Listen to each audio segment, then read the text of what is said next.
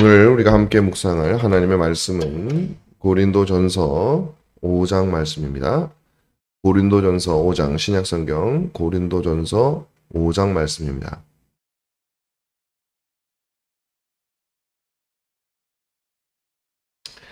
제가 하나님의 말씀 진리이시고 복되신 말씀을 읽도록 하겠습니다. 너희 중에 심지어 음행이 있다 함을 들으니 그런 음행은 이방인 중에서도 없는 것이라. 누가 그 아버지의 아내를 취하였다 하는도다. 그리하고도 너희가 오히려 교만하여져서 어찌하여 통한이 여기지 아니하고 그 일 행한 자를 너희 중에서 쫓아내지 아니하였느냐. 내가 실로 몸으로는 떠나 있으나 영으로는 함께 있어서 거기 있는 것 같이 이런 일 행한 자를 이미 판단하였노라. 주 예수의 이름으로 너희가 내 영과 함께 모여서 주 예수의 능력으로 이런 자를 사탄에게 내주었으니 이는 육신은 멸하고 영은 주 예수의 날에 구원을 받게 하려 함이라. 너희가 자랑하는 것이 옳지 아니하도다. 적은 누룩이 온 덩어리에 퍼지는 것을 알지 못하느냐? 너희는 누룩 없는 자인데 새 덩어리가 되기 위하여 묵은 누룩을 내버리라. 우리의 유월절 양 곧 그리스도께서 희생되셨느니라. 이러므로 우리가 명절을 지키되 묵은 누룩으로도 말고 악하고 악에 찬 누룩으로도 말고 누룩이 없이 오직 순전함과 진실함의 떡으로 하자. 내가 너희에게 쓴 편지에 음행하는 자들을 사귀지 말라 하였거니와 이 말은 이 세상에 음행하는 자들이나 탐하는 자들이나 속여 빼앗는 자들이나 우상 숭배하는 자들을 도무지 사귀지 말라 하는 것이 아니니 만일 그리하려면 너희가 세상 밖으로 나가야 할 것이라. 이제 내가 너희에게 쓴 것은 만일 어떤 형제라 일컫는 자가 음행하거나 탐욕을 부리거나 우상 숭배를 하거나 모욕하거나 술 취하거나 속여 빼앗거든 사귀지도 말고 그런 자와는 함께 먹지도 말라 함이라. 밖에 있는 사람들을 판단하는 것이야 내게 무슨 상관이 있으리오마는 교회 안에 있는 사람들이야 너희가 판단하지 아니하랴. 밖에 있는 사람들은 하나님이 심판하시려니와 이 악한 사람들은 너희 중에서 내쫓으라. 아멘. 우리가 계속해서 고린도 교회 안에 있었던 여러 가지 문제들에 대해서 이제 우리가 보고는 중인데요. 첫 번째로 나타났던 것이 바로 분파죠. 바울과 아볼로와 게바와 뭐 이런 사람들을 쫓아서 교회 안에 분파가 생겼습니다. 근데 이게 문제가 바울이 문제거나 뭐 아볼로가 문제거나 게바가 문제인 것이 아니에요. 그들을 쫓는 사람들이 문제인 거죠. 그리고 그것은 필시 그 고린도 교회 안에 있는 몇몇 사람들이 바울의 이름을 빙자해서 혹은 아볼로나 게바의 베드로의 이름을 빙자해서 그런 세력을 지었을 것이 너무나도 분명해 보입니다. 바울은 그것에 대해서 먼저 우선적으로 얘기를 하고 있었습니다. 근데 그 이유가 뭘까요? 교회 안에서 가장 중요한 요소가 교회의 뭐 당나라 군대라고는 할 수 있겠지만 군대가 아닌 건 아니에요. 뭐 사회단체도 마찬가지, 다 마찬가지입니다. 그런데 이제 교회는 조금 다르다는 거죠. 단지 우리가 하나 되면 더 좋다. 하나 되면 우리가 이런 일도 할 수 있어서 이런 차원이 아니라 그것도 중요하지만 이건 교회의 본질이라는 거죠. 예수 그리스도를 머리로 해서 그 몸이 나뉘어지고 찢겨지는 것은 교회의 본질이 훼손되어지는 것이다. 이거는 교회가 되지 못하도록 하는 아주 심각한 것이고 단지 우리 교회가 효율적이기 위해서가 아니라 그 교회의 머리 되시고 온 천하 만물의 대주제이시며 모든 주권을 가지고 계시는 그리스도와 삼위일체 하나님께서 간절히 원하시는 뭐 간절이라는 표현이 어떨지는 모르겠어요. 하나님이 뭐 대충 원하는 게 있고 간절히 원하는 게 있고 뭐 그렇게 분류하기는 어렵지만 어쨌든 하나님이 원하시는 하나님의 뜻이다라는 측면에서 이것은 단지 인간 속에서 효율성을 위해서 추구하는 어떤 당위성보다도 훨씬 더 높은 당위성을 가지고 있는 것이죠. 그래서 교회가 하나가 된다라는 것은 굉장히 중요하다. 자, 그 다음에 이제 우리가 사도 바울은 이제 5장으로 넘어가면서 두 번째로 이제 좀 본격적으로 비판을 하는 내용들이 나옵니다. 그게 뭐냐면 5장 1절에 이제 음행에 대한 내용이 나오죠. 너희 중에 음행이 있다 함을 들었다. 근데 여기서 말하고자 하는 것은 음행이 얼마나 나쁜 죄냐, 그걸 설명하려고 하는 건 아니에요. 우리가 자칫 잘못하면 이제 말하고자 하는 핀트를 놓칠 수가 있어요. 포인트를 놓칠 수가 있어요. 음행이 얼마나 잘못된 것이냐. 그런 음행은 이방인 중에도 없는 거다.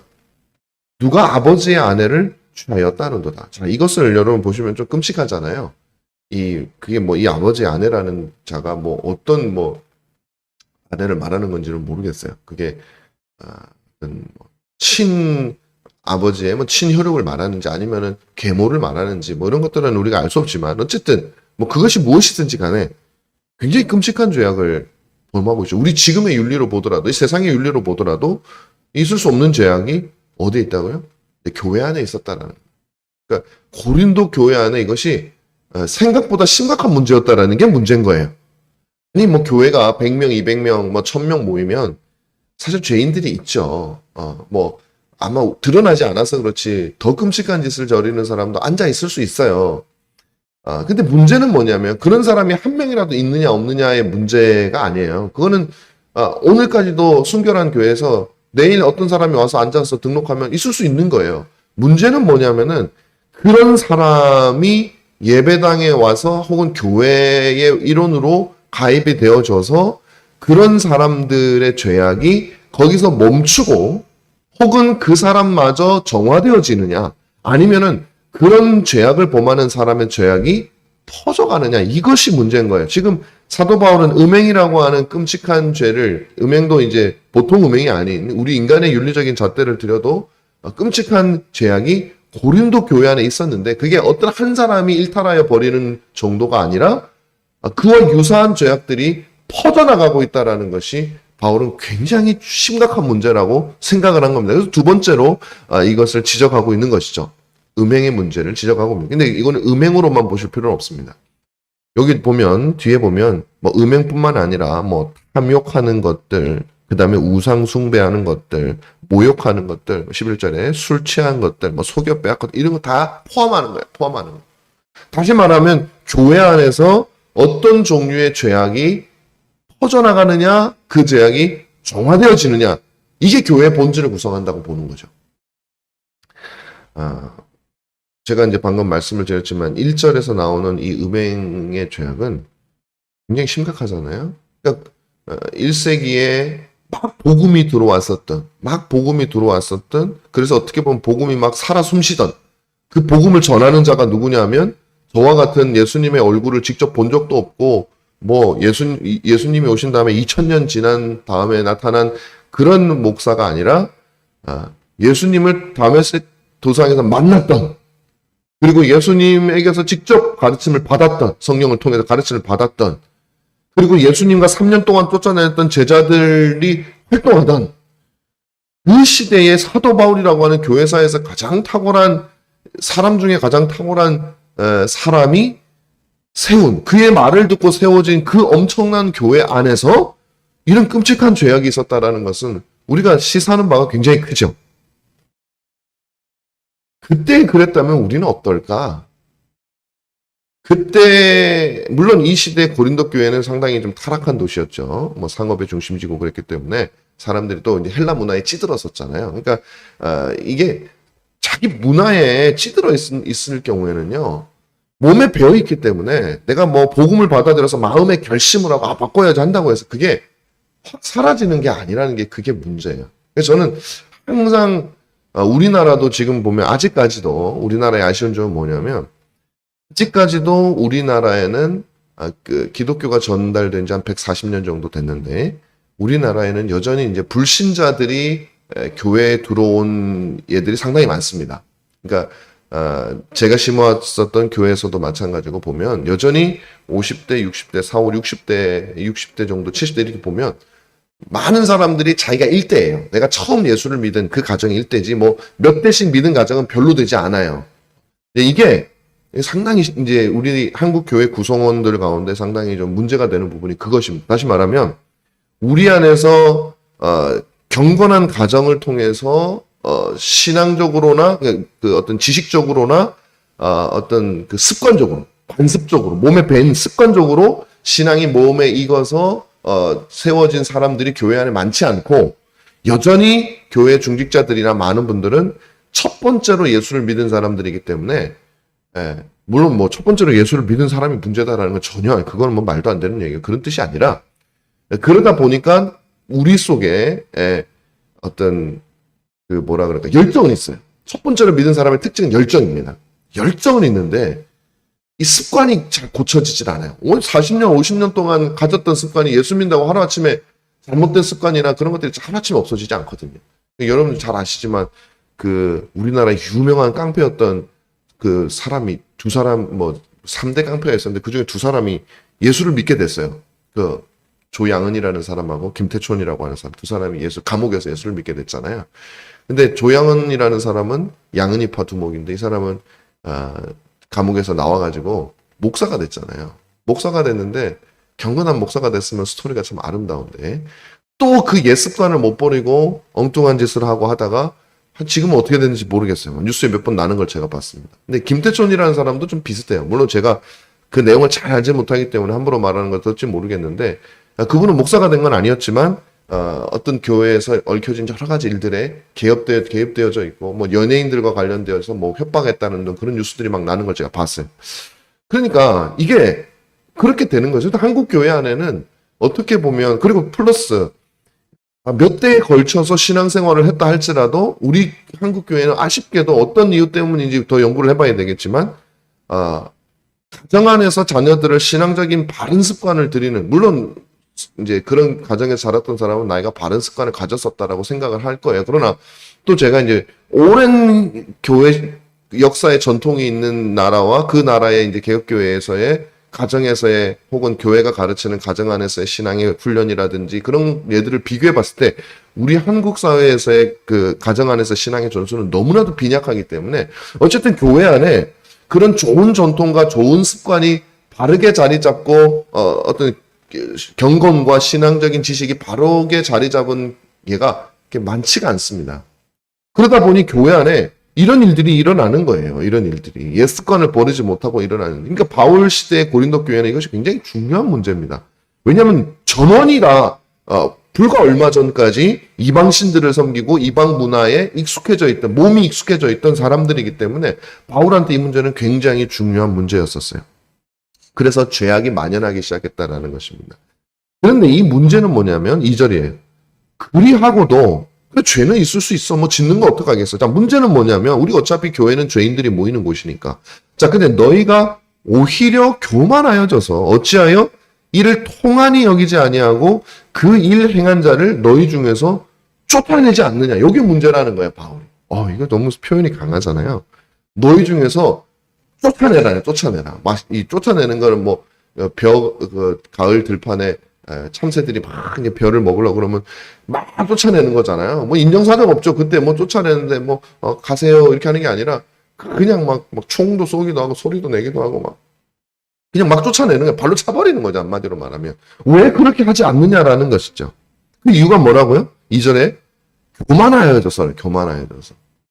이게 4장에도 이제 나옵니다. 6절에 보면 형제들아 하면서 쭉 나오는데 하반절에 보면 기록된 말씀 밖으로 넘어가지 말라는 것을 우리에게서 배워 서로 대적하여 교만한 마음을 가지지 말게 하는 이 교만이 파벌을 조장하고요.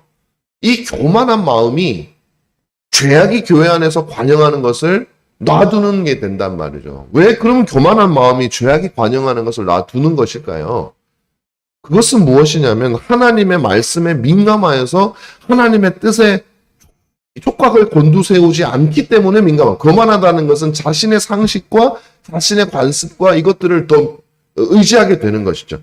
그러다 보니까 이들이 뭐 그게 뭐 대단한 죄야.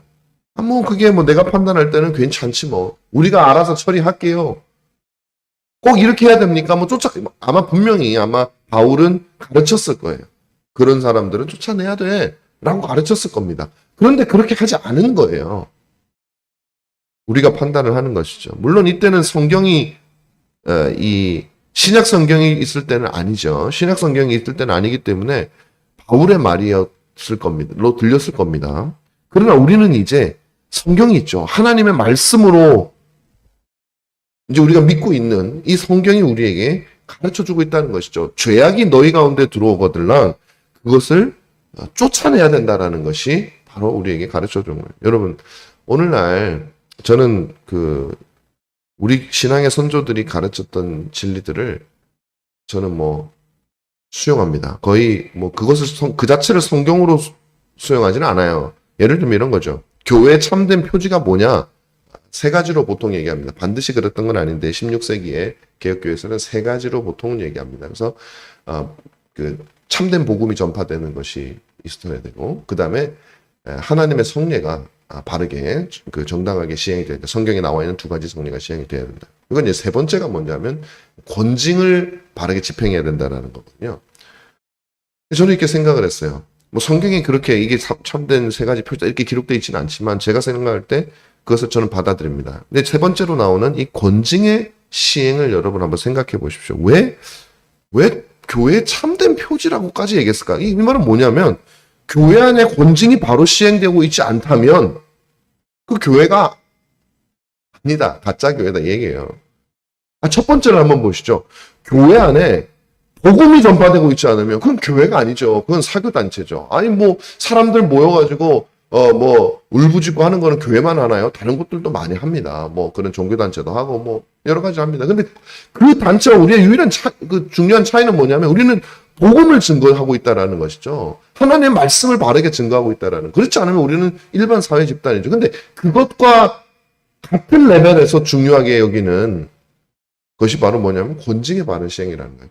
교회 안에 권징이 없으면 그건 가짜 교회입니다. 참된 교회가 되기 어렵습니다. 라고 말을 하는 거죠. 자, 그럼 왜 그럴까? 근데 저는 좀 놀란 거예요. 그걸 배우고 난 다음에 한국 교회를 이렇게 돌아보면 난 권징을 본 적이 한 번도 없어요. 제가 있었던 교회에서. 제가 어릴 적부터 생활했던 교회에서. 실제로 정당하게 성경에서 말하는 방식으로 어떤 이기적인 목적이 아니라 목사님이라든 뭐 갈등 속에서 내가 목사님 저 장로를 치료해야지 뭐 이런 정치적인 싸움에 의한 권징도 저는 뭐 본 적은 없지만 직접 경험한 건 없지만 어떤 죄악이 있는 사람을 교회에서 공식적으로 그 죄를 선포하고 그가 회개하지 않았을 때 선포하고 그에게 징계를 주는 걸 한 번도 본 적이 없는 거예요. 그러니까 저는 유학하고 공부하고 하는 내내 그 내용이 머릿속을 떠나질 않았어요. 우리의 신앙의 선조들, 우리가 받아들이는 그들은 권징이, 성경을 연구한 끝에 권징이 참된 교회의 표지라고 얘기를 했는데, 한국 교회, 내가 경험했던 한국 교회는 대다수가 권징이 없는 교회인데, 그럼 우리는 죄가 없는, 너무나도 아름답고 그냥 정말 천국 같은 그런 교회이기 때문에, 죄인이 아무도 없기 때문에, 그래서 권징이 없나? 그럼 얼마나 좋겠어요. 그럼 진짜 좋은 교회죠. 그러니까 천국에는 권징이 없죠. 근데 우리가 딱 살아가는 이 지상교회는 그렇지 않거든요. 왜냐하면, 바울이 가르쳤던 그 교회도 이 정도인데 우리나라는 뭐 언제부터 기독교 문화가 있었나? 우리도 이방 문화 속에 찌들어 있던 이 대한민국에서 왜 교회 안에 이런 일이 없고 왜 이거보다 더 심각한 일이 왜 없겠습니까? 우리가 모르는 거죠. 근데 모르는 게 진짜 모르는 게 아니라는 말이에요. 쉬쉬하는 거죠. 알면서도 넘어가는 것들도 얼마든지 많다는 거죠. 알려고 하지도 않고 알아도 모른 척하고. 왜 그럽니까? 장로들이 목사를 포함한 겁니다. 장로들이 신방을 하면서 그런 성도들의 삶에 대한 부분들을 관찰하거나 그런 것들을 감독하거나 그런 기능이 없어졌기 때문에 교회가. 여러분 17, 18세기에 스코틀랜드 장로교회, 미국의 장로교회도 마찬가지지만 장로교회 장로들은요. 정말 성도들의 삶을 물론 그 사회는 이제 동네가 뻔한 동네니까 그게 더 쉬웠다는 것은 저도 인정합니다. 근데 그들의 삶의 행동과 그 관찰을 했었어요. 16세기에 종교개혁이 일어났던 그런 뭐 쥐리히라든지 아니면 뭐 제네바라든지 그런 도시들에서는 실제로 장로들이 어떤 그 사람들을 감찰하고 그들의 행실을 돌보는 그런 역할까지 어떤 국가적인 역할까지도 심지어는 부여받았습니다. 우리가 뭐 그렇게 하자는 건 아니지만 그런 도덕적인 면이 굉장히 강합니다. 그러니까 우리는 이제 그 기능이 없어진 거예요. 7위가 문제가 아니에요. 7위가. 7위는 드러나야 하는 건데 드러날 수가 어려운 그런 상황이 되어져 있는 거예요. 그러면 뭐 어떻게 됩니까? 교회 안에서 죄악이 막 썩어지고 있는 거죠. 막 문드러지고 있는 거죠.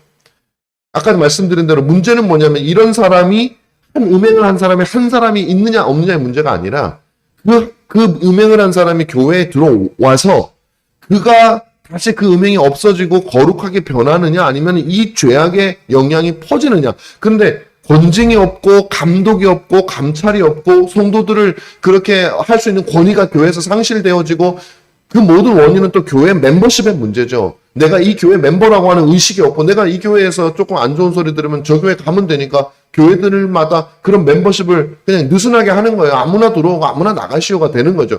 아무나 들어오고 아무나 나가는 교회에서 무슨 감독을 하고 무슨 감찰을 하고 권징을 하겠습니까?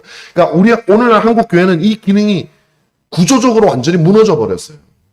그리고 우리 모두가 다 몰라라 하는 거예요. 몰라라. 그리고 괜찮다. 그냥 썩어날 머리로는 생각 우리 교회는 이게 썩었는데 어떻게 되지?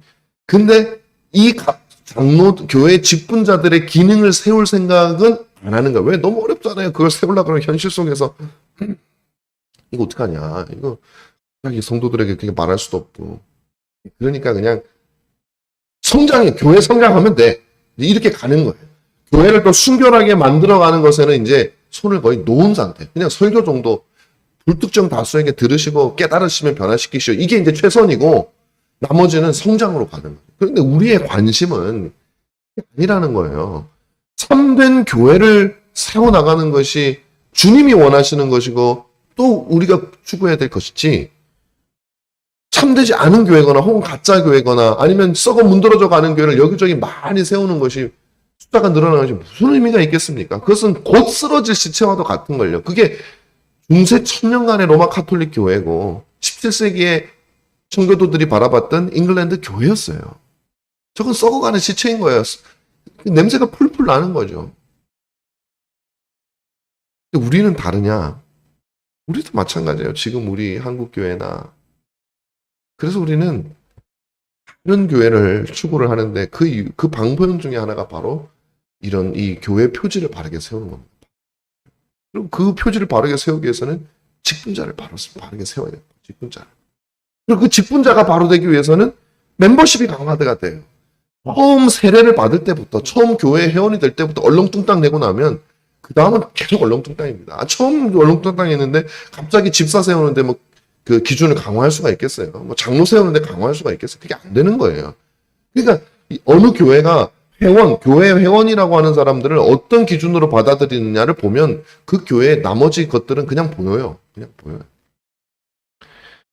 근데 이게 이제 권징을 또 하지 않는 이유는 또 이유가 있죠. 뭐 여러 가지 다 연결돼 있지만 뭐 교회가 큰 어려움을 겪게 되겠죠. 그리고 또 하나는 뭐냐면 그 사람에게 너무 가혹하다고 하는 생각을 하는 경우가 많아요. 권징을 하면 저 사람 교회가 너무 잔인하잖아요. 사랑을 베풀어 용서해줘야지.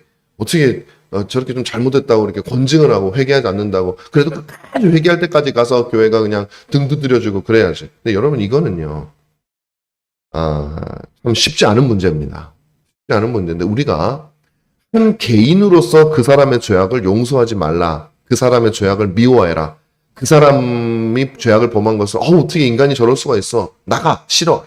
그렇게 하라는 의미는 절대 아닙니다. 우리는 모두가 다 죄인이기 때문에 어떤 죄를 범한 사람이건 한 개인의 윤리로서는 그 사람을 긍휼히 여기고 불쌍히 여기고 안타까이 여기고 나도 그와 같은 자였다라는 사실을 알고 깨달아야 돼요. 예를 들면 서울 광장에서 동성애 집회를 하고 하는 사람들 얼마나 흉측합니까? 그들이 하는 모습들을 보면 그들이 하는 행위를 보면 얼마나 성경적이고 비성경적인 행동들을 합니까? 그러니까 저는 그런 걸 하는 거 당연히 반대하고요.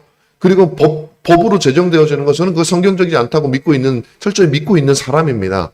그러나 우리가 그들 한 사람 한 사람을 우리가 마치 괴물처럼 바라보거나 그거는 우리의 일이 아니에요. 불쌍한 사람들이고 하나님의 은혜가 없을 때 나타나는 인간의 모습들이에요. 우리도 은혜가 없었으면 나타날 수 있는 모습, 동병상련의 모습으로 그들을 긍휼히 여기게 되는 것은 한 개인으로서 가져야 되는 감정이에요.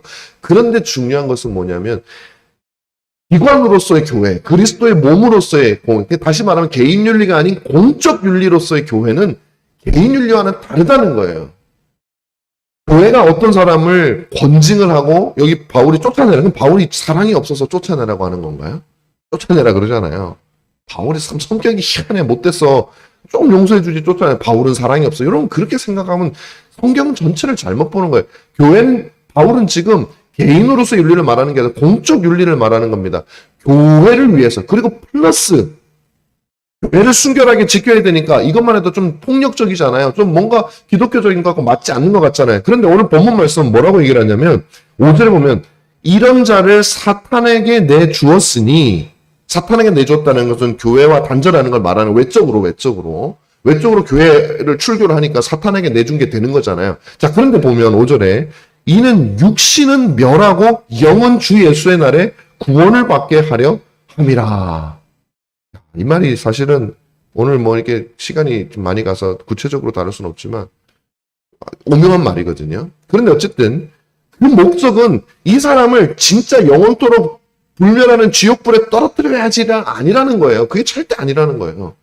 그게 아니라 교회를 보호하는 것도 당연히 중요한 목적이지만 그 사람의 영혼도 구원하게 하기 위함이다라는 거예요. 왜 그 사람의 영혼을 구합니까? 그에게 죄악됨을 알려주는 일을 하지 않으면 그가 무슨 수로 회개를 하겠냐 이거예요. 교회 안에서 음행을 저지르고 아버지 아내를 취하고 그런 짓을 해도 교회가 아무 말 안 하고 가만히 있으면 그는 그보다도 더한 짓을 할 거 아닙니까? 자기가 뭘 잘못했는지 잘 모를 거 아닙니까? 교회는 그것을 알려주어야 되는 거예요. 그리고 그를 쫓아내라. 그것은 그를 사랑하기 때문이죠. 역으로 말하면. 한마디도 하지 마라. 그들과 뒤에 보면 나옵니다. 너무 잔인하지 않습니까? 어제까지 형제로 지내던 사람이 출교됐다고 해서 그 사람하고 관계를 끊으라니요. 그는 그 사람을 멸시하고 그 사람을 죽으라고 하는 게 아니에요. 그것이 때로는 채찍이 되어서 그 사람을 살리기 때문에 그렇게 하는 것이라는 겁니다. 그래서 뭐 제가 우리 교회에서 뭐 권징을 하겠습니다 이런 얘기가 전혀 아니에요. 그렇게 받아들이시는 분들도 많더라고요. 보니까 목사님 저 권징하려고 저러는구나. 우리가 막 무슨 칼빈의 제네바 도시가 칼빈이 막 폭력을 휘둘러가지고 막 살벌한 도시였구나. 무식한 소리죠. 굉장히 무식한 소리죠. 그런 것이 전혀 아니고 권징의 목적이 있는 것이 아니라 교회를 세울 뿐만 아니라 그 사람도 세우고 죄가 죄악이 되도록 교회 안에서 드러내는, 그래서 성도들로 하여금 그 죄악 때문에 하나님을, 그리스도를 누리는 이 확신을 누리는 신자의 즐거움을 누리며 살 수 있도록 해주기 위해서 그렇게 하는 것이죠. 사랑하는 성도 여러분, 오늘 시간이 많이 갔어요. 그래서 마쳐야 되겠습니다. 그러나 오늘 이 사실은 꼭 기억해 주시기 바랍니다. 참된 교회의 표지가, 교회는 죄를 죄악이라고 지적하고 그 죄악이라고 죄인은 지적을 받을 때에 교회도 살고 그 개인도 산다라는 사실. 사랑으로 모든 허물을 덮어주라는 말은, 베드로가 했던 말은 개인윤리예요. 개인윤리. 개인으로는 그 사람을 사랑하라는 거예요. 긍휼히 여기라는 거예요. 그러나 공적인 윤리로는 그렇게 해서는 안 됩니다. 판사가 아무리 사랑이 많아도 흉악한 짓을 저지른 사람을 개인적으로야 용서할 수 있겠지만 공적인 판결을 할 때는 법대로 해야 사회의 질서의 정의가 서는 겁니다. 우리 은가람 개혁교회도 여기서 바울이 말하고자 하는 말을 오해하지 않고 들으시길 바라요. 저나 여러분이나 권징하기 전에 우리들 안에 있는 죄악들을 먼저 성령님 나를 들추어 주십시오. 제가 그 죄악이 얼마나 끔찍한 자인지 아직까지 알지 못하고 살았는데 내가 얼마나 죄악된 존재인지 알게 하여 주십시오. 그래서 설령 내가 주님이 알려주시는데도 내가 깨닫지 못하거든. 교회를 통해서라도 나를 알려주십시오. 그리고 거룩한 교회의 질서가 우리 교회에 세워져서 그 교회의 지적을 겸허히 받을 줄 아는 그런 믿음이 내가 되고 우리의 성도가 되게 하여 주십시오. 그리고 회개하는 우리가 되게 되라고 기도하시는 여러분 되시기를 간절히 부탁드립니다. 기도하겠습니다. 고맙고 선하신 하나님 아버지, 우리는 여전히 부패한 심령을 가지고 있고 우리의 몸과 영혼은 여전히 죄악이 있어서 마땅히 품지 않아야 될 생각을 품기도 하고 마땅히 하지 말아야 될 행동을 하기도 하며 마땅히 해야 할 행동을 하지 않을 때가 얼마나 많은지 모릅니다. 주님, 위의 것을 생각하라고 했는데 우리 생각에 몇 %나 위의 것인지 생각해 보면 너무나도 부끄러울 때가 많이 있습니다. 하나님, 우리 은가람 개혁교회 안에 정말 거룩한 질서가 세워질 수 있도록 주님 도와주시고, 죄악이 죄악으로 드러나며 그 죄악을 지적받을 때에 우리가 회개하며 돌이킬 줄 아는 그런 거룩한 공동체가 되게 하시고, 그 죄악을 깨우치고 감독하는 직분자들이 바로 서게 하시고, 그들에게 사랑을 충만히 채워주셔서 성도들을 사랑하며 함께 아파하며 그들을 훈계하고 가르칠 줄 아는 그런 아름다운 교회가 될 수 있도록 주여 도와주시옵소서. 이 땅에 있는 수많은 교회들이 그렇게 되게 하여 주시옵소서. 주님, 진정한 사랑은 그들의 죄악을 보고도 못 본 채 하는 것이 아니라 그것을 지적하며 사랑의 마음으로 함께 아파하는 것인 줄 압니다. 주님, 이 땅의 교회가 또 우리 교회가 그런 교회 되게 하여 주시옵소서. 감사하며 예수님 이름으로 기도하옵나이다.